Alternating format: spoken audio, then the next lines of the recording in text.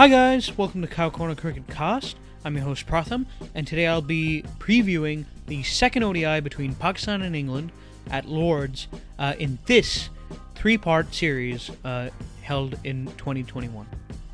Immediately prior to the start of the series, it would be pretty safe to say that England went in as the underdogs.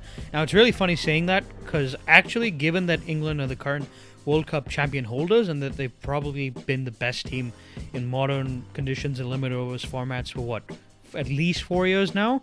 But when your entire original side is announced 2 days from the beginning of the series as being basically out of the series, as England's was, remember guys, several of them contracted COVID and the rest of the squad had to self-isolate and quarantine themselves, making them unavailable to play. That's a tough ask. Combined with the fact that they practically made a squad out of debutants and fringe players besides Stokes and Wince, and all expectations were that the more settled Pakistani side, gosh, it seems ridiculous saying that, given how volatile Pakistani cricket usually is in terms of harebrained selections and omissions. It was expected that Pakistani side would essentially wreck this England's Lions team. But all the wrecking that happened in the first ODI was by England. Their bowlers stuck to accurate lines and lengths at large and got sufficient movement on an admittedly somewhat unreliable pitch to reduce Pakistan to a total, in hindsight now we can say, 100 short of par in their first innings. Then the top order, Phil Salter side, cashed in on a slightly easier batting conditions that were available to them in that second innings with the pitch drying out, to maraud loose bowling from the likes of Hassan Ali and Haris Rauf to seal a win by over 28 overs. Guys, that's the biggest margin in ODI history between these two countries. Pakistan looked timid in constructing their batting innings with most of their middle order batsmen, except maybe Shadab, actively not looking to rotate the strike to ease the pressure after that top order collapse of wickets. Their defense of that abject total looked equally miserable, with a reeling Babar Azam appearing discombobulated and setting strategies on the field. We saw that, guys, with the ploy to have Hassan Ali and Haris Rauf to attempt to bounce out Milan and Crawley. On a pitch offering inconsistent bounce from more of a fuller length, this made no sense. Quite frankly, it just made no sense whatsoever. Especially because these two batsmen are vulnerable of that fuller length. So, long story short, while Pakistan might field their seniors in Babar Azam and Hassan Ali scraped the bottom of the barrel in producing that performance yesterday, England will be buoyed, especially by their newcomers doing so well. The stakes for both sides are set. Pakistan must win this match in order to be humiliated by an England B team, and England will look to take the series and build that bench strength for their upcoming World Cup in 2023. It's not far away, guys. Even though my bet would be on Pakistan to win this match, as a Pakistani fan, I know their fortunes fluctuate wildly from game to game. I'd reckon that you'll get a pretty close contest between these two sides. The Lord's venue for the second ODI will likely provide the ideal atmosphere to ensure a crackerjack of a contest occurs between these two teams. That starts with the crowd. Ever since the pandemic hit, all us international cricket fans have been dying to see a cricket match being played with full stadiums, cheering or egging on players, right? We'll finally see that at Lord's, with the ACB having announced a 100% capacity for this game. This could cut both ways though, guys. Yes, most supporters in the stands will probably be English, and that could provide a sense of home advantage for those hosts, including those at Lord's Cricket Ground member stands. But a significantly more vocal minority could be the Pakistani diaspora that'll tune into this potential series decider. Like, seriously, don't underestimate the role of a crowd in turning the tide of a match, guys. Even in past England versus Pakistan matches, if you think of the major former Pakistani wins in England, such as the 1987 Headingley Test where Imran took a 10-for, or the Champions Trophy semi-final in 2016, remember that Fakhar Zaman innings to smash England? It was partisan barracking from the large Pakistani contingent at the grounds that visibly appeared to improve the body language of Pakistan's playing 11 every time they had their nose even slightly in front of the game. Especially if they come out in numbers, those Pakistani supporters could certainly replicate an environment more akin to Karachi than London, and that could help intimidate England's unseasoned batsmen, many still playing their second match, for the record, that are not familiar to such an atmosphere when they walk out to the crease. Like the crowds, I can see the pitch and weather conditions contributing to a compelling contest between both sides. In ODIs, the Lord's surface has traditionally been one of the fairest between bat and ball. Since 2015, English curators have been trying to produce flat pancakes to assist the English limited overs batting juggernaut under the brand of playing fearless cricket. Lords has bucked that trend. Stats show here that seamers have gotten the most amount of sideways movement in all of England. Apart from the live grass that can be sometimes present on this track, it's also in part happening because of the natural slope at the ground. Over the years, the incline present from one side of the pitch to the other has allowed pacers to bowl deliveries that dart back from the seam sharply into the right-handers, as Glenn McGrath famously exploited in the opening test of the 2005 Ashes. The weather looks like it'll give exponents of conventional swing on both sides something to work with too. Grey skies are anticipated, which scattered showers likely to last till halfway through the match, with temperatures in the late teens, Celsius-wise. The excellent drainage system at Lords will mean that despite the rain, we are likely to see a relatively fast outfield where shot makers will get value for their strokes. The forecast will also put pressure on run getters from both sides to score quickly and take advantage of that fast outfield, quick to set or chase targets in their respective innings, ensuring a game where run and strike rates for bowlers and batsmen alike will be exciting from a viewer's perspective. Despite the drastic result, I don't anticipate much in terms of personnel changes for Pakistan's team. The captain Babar Azam has stressed during his press conferences that he doesn't want his team to be afraid. Ghabrana nahi, right? Replacements of several players in this lineup would psychologically convey the opposite, and with the shock result happening in the first match of this series, there will be a tendency from Pakistan to brush this aside as having an off day. In my mind, rightfully so, in fact.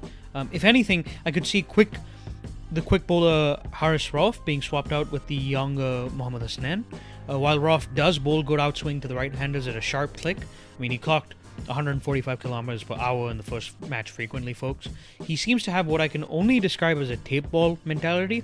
As with a lot of bowlers brought up playing tape ball cricket, Rauf seems to lack the ability to consistently set up batsmen. That's why he's, in my mind, vulnerable against patient openers or setting up top-order batsmen in general. His short run-up and inefficient action doesn't help him in this regard either, making him prone to spraying it around even if he goes in with a plan, right? With him not certain to get the new ball with Hassan Ali and Shaheen Shah Afridi around where he could use that outswing to good effect the most, Pakistan would be tempted to go with Mohammad Hasnain. The 6'2" youngster has the potential of bowling over 93 miles per hour, and he has improved the saucer seam position that he had, guys, that prevented him from getting the ball to deviate off the wicket or get the outswinger going that his action would naturally allow. For a while, he has been groomed as a future third seamer for all formats, and I see the Pakistani think tank as willing to give him a go in conditions where an enforcer of his pace could be deployed. They say you should never change a winning team. England will be definitely thinking along those lines as well. Having said that, with the back-to-back nature of matches scheduled in this series, there's another match being played 2 days later, right, guys? It's a lot of strain, right? So England might want to rest a seamer or two here to refresh them for the series decider if each team goes into the final match at Edgbaston 1-all. The bloke I could see getting rotated most likely would be Craig Overton. His supporters claim that he'd gained a yard or two of pace while playing in the county championship from when he debuted for England a couple of years back in the Ashes Down Under. In that 2017-2018 Ashes, he had an average pace of around 80 miles per hour. In the first ODI, he averaged around 81.1 miles an hour. He's clearly not gotten significantly quicker, and even though he did pick up 2 wickets in that match, he got them off, quite frankly, poor aerial shots from not very threatening short balls. With a tall quickie like Kars already in the squad, who's bowling 10 miles faster, Overton could be very well redundant to the English cause. If he goes, I could see England replacing him with another beanpole quickie in Tom Helm, who's got a lovely repeatable action, and is consistently around the 85 miles per hour mark. While the pitch will help seamers, I don't see the leg spinner Matt Parkinson being pensioned off. Pakistan's low order, I should say, in the last match tried to take him on, with him nabbing cheap wickets as a result. The longer boundaries at Lords will also give him more protection than Cardiff. Still, if England choose to go in without him for an all-pace attack, I'll sense that they'll go for the recalled 6'6" Jake Ball, whose height can be seen as an advantage to extract extra bounce. Overall, I'd predict the following players for each side to be playing in this match.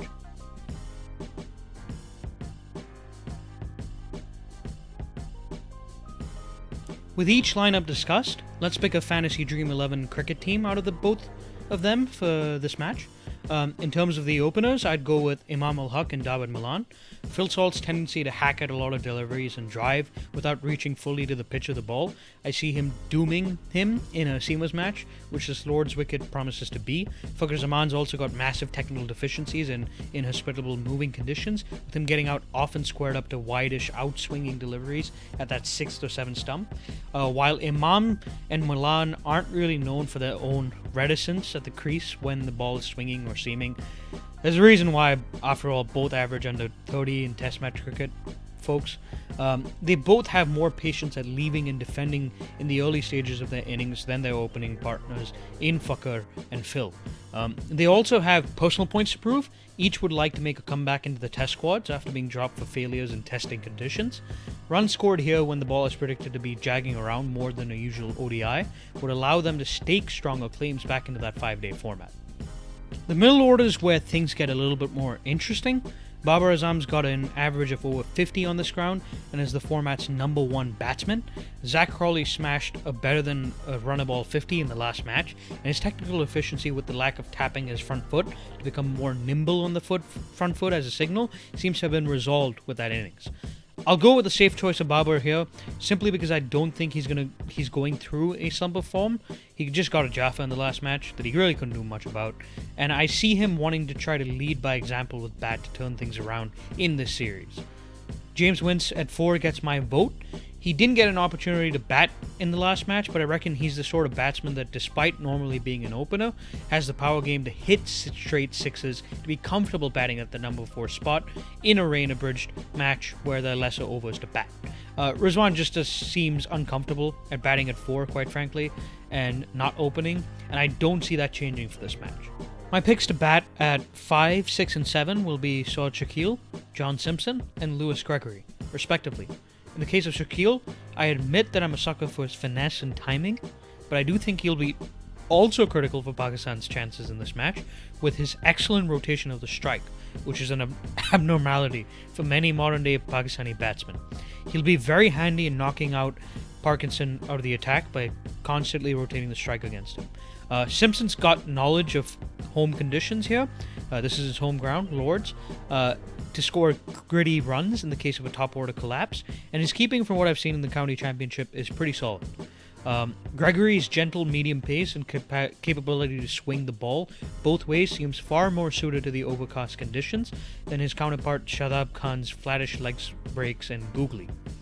Now coming to the bowlers, I'll select an attack of Fahim Ashraf at 8, Bryden Kars at 9, and Shaheen Shah Afridi at 10. I don't see Fahim's floatier, fuller swinging deliveries being negotiated as easily as they were in Cardiff. His strong back foot game against the Pacers could help punish the odd short stuff England's Pacers may dish out as well. Likewise, Kars's inclination to overpitch occasionally could be to his advantage here, with a fuller length preferable on this Lord surface to give the ball time to swing and get the edge. Shaheen at 10 might be a tougher sell for all of you, given that his opposing number 10, Saqib Mahmood, was the man of the match in the first one-dayer, which is why I've included both of them on my team. Mahmood's a worse batsman than Shaheen in my book, with him not being able to quite use the long handle to play lofted shots as well as the Pakistani left-hander with long hands does, so he's my number 11 in the team. I know it's a bit of a cop-out, but both were easily the most impressive seamers on show in the last match. They prized out top-order bats as strike bowlers and have the upright seam position and pace to run through the middle order and tail as well. With all that said, I'll head out. Join me tomorrow as I give my thoughts on the match that unfolds. And yeah, guys, take care and see you. Bye, guys.